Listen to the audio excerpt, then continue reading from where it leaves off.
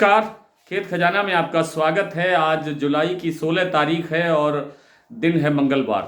आज सरसों का बाजार कुछ सुधरता हुआ दिखाई दिया, सुबह भी और शाम को भी उसमें थोड़ा और सुधार हुआ है। भरतपुर मंडी का भाव हो, चाहे सलोनी प्लांट का भाव हो या किसी अन्य मंडी का भाव हो, उसके अंदर कुछ ना कुछ बाजार प्लस ही हुआ है, घटा नहीं है। आज की आवक मैंने सुबह आपको सूचना दी ही थी कि आवक में थोड़ी सी गिरावट आई है, 3.5 लाख बोरी की आवक रह गई है। और अब जो स्थितियां बन रही है सरसों के अंदर, उसमें थोड़ा बहुत सुधार की संभावना और बनती है। लेकिन चूंकि विदेशी तेलों के कोई सहारा नहीं मिल रहा है, सरसों को विदेशी तेलों के अंदर तेजी नहीं आ रही है, इस कारण से भी सरसों पर दबाव बढ़ता जा रहा है, लगातार प्रेशर है। इससे लगता यह है कि सरसों के अंदर फिलहाल बड़ी तेजी की गुंजाइश नहीं है, यानी कम से कम जुलाई के एंड तक तो कोई बड़ी गुंजाइश लगती नहीं है। और जो दूसरा जो बड़ा प्रेशर है वो ये है कि नेफेड द्वारा जो 19 तारीख से बिक्री शुरू की जा रही है सरसों की, उसका भी एक दबाव सरसों पर देखने को मिल सकता है। और या कह सकते हैं कि जिस ढंग से सरसों नहीं बढ़ रही है तेजी से, उसका दबाव ही है और कोई बड़ा कारण नहीं है। आवकें न होने के बावजूद सरसों का इस तरह से ठहराव दिखाना या इस तरह से एक सीमित दायरे के अंदर कारोबार करना, इसमें दो तरह के दबाव, जैसे मैंने बताया, एक नेफेड की बिक्री का दबाव और एक विदेशी तेलों का दबाव।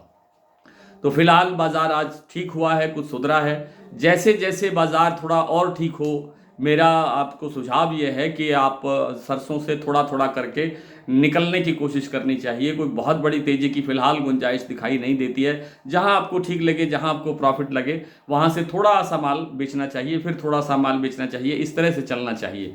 और कुल मिलाकर के जो सरसों तेल है उसके अंदर भी फिलहाल कोई बड़ी तेजी दिखाई नहीं दे रही है। बाजार सरसों का तेल जो पिछले लंबे समय से 1150 रुपये प्रति 10 किलो से लेकर 1185-90 रुपये तक भी गया है। और इसके बाद 1200 का जो लेवल है उसको टच करने में या उसको पार करने के अंदर बड़ा संघर्ष करना पड़ रहा है। और ये जो भाव है, ये मुझे लगता है कि दिवाली के आसपास तो फिर बन सकते हैं, उससे पहले फिलहाल तेजी सरसों तेल में भी दिखाई नहीं देती है, जिसका सरसों की फसल पर भी या सरसों दाने पर भी असर दिखाई देगा। फिलहाल अगर बात करें मूंगफली के तेल की, तो मूंगफली का तेल एक बार फिर 1525 रुपये पर आकर के स्टेबल हो गया है 2 दिन से।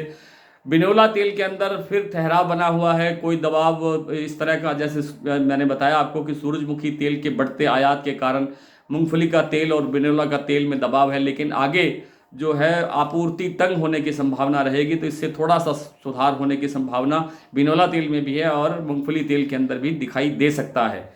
लेकिन इस बार अभी ये कहना बड़ा कठिन है कि इन दोनों तेलों के अंदर बड़ी तेजी कितनी होगी।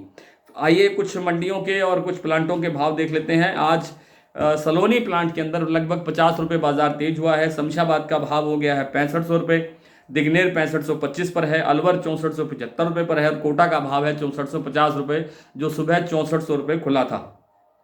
भरतपुर मंडी का भाव 5731 रुपये सुबह खुला था, लेकिन इस समय भाव है 5750 रुपये।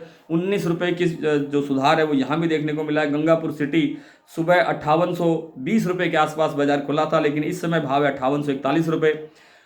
और नडबई का भाव भी 5750 रुपये के आसपास देखा जा रहा है। जयपुर 6100 रुपये, गंगापुर सिटी मैंने बता दिया 5841 रुपये, सिवानी 5700, चरखी दादरी 5950, यहाँ 25 रुपये का सुधार हुआ है। दिल्ली 5975, अलवर 5800, खैरथल 5800, सुमेरपुर मंडी 5950, कोटा 5500, मुरैना 5500, ग्वालियर 5600, हिसार 5500, हिंडौन मंडी 5790, खेरली मंडी 5771, सिरसा 5660, अलीगढ़ 5500, निवई 5625, टोंक 5605, कोटा 5500, नागौर मंडी 5400 और बीकानेर मंडी 5400। आज इतना ही, कल आपसे फिर मुलाकात होगी, तब तक के लिए नमस्कार।